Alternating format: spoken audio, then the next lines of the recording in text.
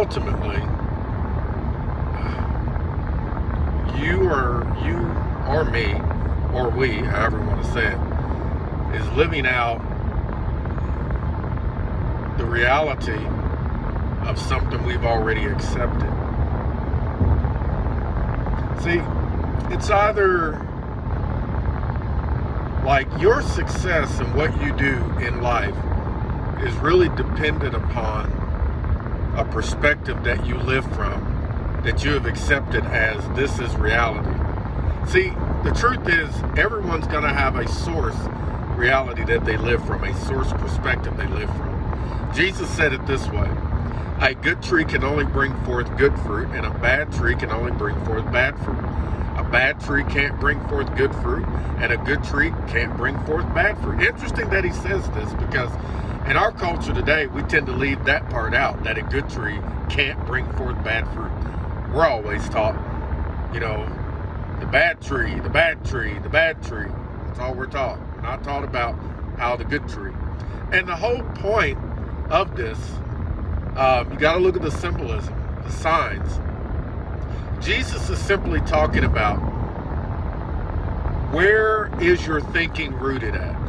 Because it says in Proverbs, guard your heart, for out of it are the issues of life. It says also in Romans, paraphrase, be not conformed to this world, but be transformed by the renewing of your mind, while we look not at the things that are seen, but at the things which are unseen. For the things which are seen are temporary, or subject to change, but the things which are not seen are permanent. Or in other words, they make up the things, they determine the things that are subject to change. So it's really talking about where your thinking is rooted at, okay? So everyone's going to have a perspective place where your thinking is rooted at. Maybe it may be from how you believe your parents think about you, or maybe you didn't have your parents. Maybe it was grandparents, or maybe it wasn't even that. Maybe it was foster care. But whatever perspective reality that has the most impact and influence on your life is going to determine the type of fruit that you're going to produce ultimately in life, starting out initially. This is why Jesus says repent, or change the way that you view things. Change the way that you view things against everything else maybe that you've been taught, everything that you know, and see things from the perspective that I'm going to show you. This is what Jesus is talking about. I call it the Jesus perspective. The perspective of radical, generous love. The perspective where you're never separated, In but 2 you miles, always... take exit 10 to merge onto I-65 towards Louisville. Yeah, my thing there, talking to me. But you're always been in union. So, this isn't about, again, it is about you accepting something. But it isn't as though when you accept it, that's when it starts. The truth is, it's always been there. But you accepting it is what got the ball rolling. It's what got things moving in that direction to become something. So, truth is that there are things that are always there. When you accept it, just because you accept it, it doesn't make it true. It's like when they discovered gold. When they discovered gold, it didn't make gold true when they discovered it. It just changed their reality and changed their experience with that gold. Now, there were things they could do and move forward with. When the Wright brothers discovered flight, it did not make flight true then. It was always true. It just now it changed our experience with it. When Henry Ford invented the first car, the first automobile, as we know of anyway, it didn't make it true, or it didn't make... Use the right 2 lanes to take exit 10 to merge onto I-65 towards Louisville. Sorry about that, guys. It didn't make travel by automobile true then. It was always true. It was always available. It was always initially something that Take was the real. exit, then keep left to merge onto I-65 north towards Louisville. it was Keep always left to merge real. onto I-65 north Sorry, towards guys, I'm Louisville. so sorry. It was always real. It just meant that once travel by car was discovered, it now changed our experience with travel. Let me say it that way. Once we discovered travel by air, it changed our experience with travel, period. Once we discovered internet versus dial-up, it changed our experience with the internet and the web. It changed our communication experience. Once we discovered wireless cell phones, it changed our experience with communication. See, communication was usually by letter, actually. We delivered, and we still have that today. We have mail that still runs today. But when they discovered mail could be done different, from pigeons to by horse, and there are so many different ways that communication happened. But now we can communicate as simple as touching a button. We can communicate as simple as talking to a device that calls a person miles away on the other side of the globe. We can video chat with people now. You see where I'm going with this? These are things that were always available. Watch this now. But people woke up to the reality of it. In 4.2 miles, keep left onto I-65 north towards Louisville. Thank you for sticking with me, guys. But what happened is, when it was discovered, it was us waking up to the reality of something that was already there. Think about this for a minute. If these things were not there, then we would have had to create the situations for them to be there. See, the Wright brothers discovered flight by discovering the things that were already there and available that makes flight possible. See, water in its physical form was always available. But when they figured out that H2O is what produces the water, they figured out the substances that you couldn't see that makes water physical. See, communication by telephone wirelessly was always available. Somebody discovered the technology and the resources needed that makes it possible to collapse time and space so that we can have it right now and see it and grasp a hold of it, and it become tangible, something we can handle, something we could say is here, something we could say and have a different experience with it.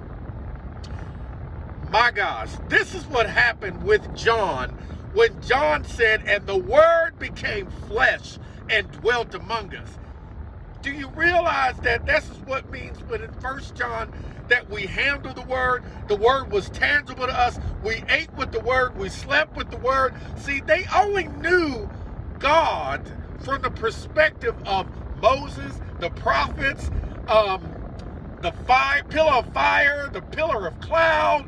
They only knew God from seemingly almost abstract experiences In 2 in miles, a sense. keep left onto I-65 north towards Louisville. Listen, they did not know God from an intimate, close-up communication. But when Jesus, Emmanuel, which means God with us, Word became flesh, it changed their whole experience of God. They had to rewrite the way they understood God. They had to repent, change the way they thought about God. They had to re-understand and relearn everything they thought they knew about God. Because this is why they said they only saw God like from a shadow. Do you realize where that came from? Oh my gosh, look. They could not even say that before it was a shadow and a substance, because what they knew then was the reality. You got to understand something, that before wireless cell phones came along, the reality was the regular corded phone. Before the corded phone came along, the reality was the only way we're going to communicate is if we send a message by horse, by mail in some way. Somebody's going to have to physically take this letter that I handwrite out and take it to said person. You got to understand that that was their limitation. That was as far as they thought. But when the wireless cell phone, or when the corded cell phone came along, it then became a new reality. They had to rethink the way they thought about communication. And then when the cell phone came along, they had to rethink the way, north get towards this, Louisville. They had to rethink the way they thought about communication. Are you understanding me? In the same way, when God became flesh, they had to rethink their way about how they thought about God. And because creation and everything was connected to God, they had to rethink the way they thought about creation. They had to rethink the way that God interacted with humanity. They had to rethink everything. Jesus threw a whole wrench into the whole of things. Take exit 134A onto KY 61 North and Jackson Street. Meanwhile, while my GPS is keeping up with me. See, even the GPS, before they had maps that were on paper, before they had maps that I could see on a screen on my car, and before they had that, see, this thing is talking to me.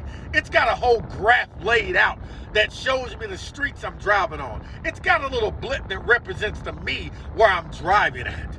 You got to understand something. That was nobody's reality at one point, but it's always existed. It's always been there. But somebody woke up to the reality of it, and they put the pieces together, collapsed time and space, and made it real to where people could handle it, and it became tangible to somebody. This is another glory of what it means to travel. Man, I hope you're getting this right here.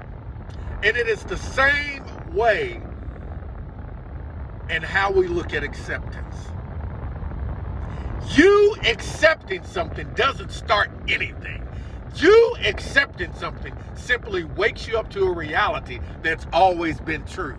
And now when you wake up to the reality of it, you've got to rethink everything you thought you knew about it. Let me go back to what I was saying earlier about the shadow. It says in Hebrews that now we have a different substance. Or let me take that back. It says the things that were before were a substance and a shadow of the real. But Jesus is the real substance, is the actual substance. The other things were a shadow of those things.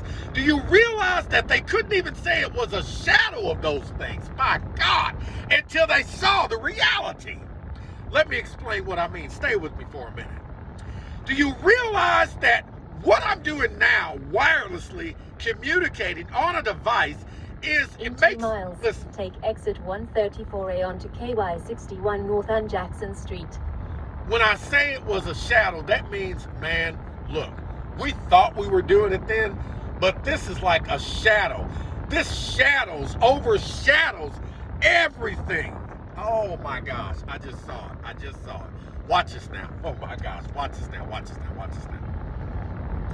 In order for something to produce a shadow over something else, the thing producing the shadow has to be bigger than what it's in order for it to produce a shadow. Let me explain what I mean. An ant cannot produce a shadow over an elephant.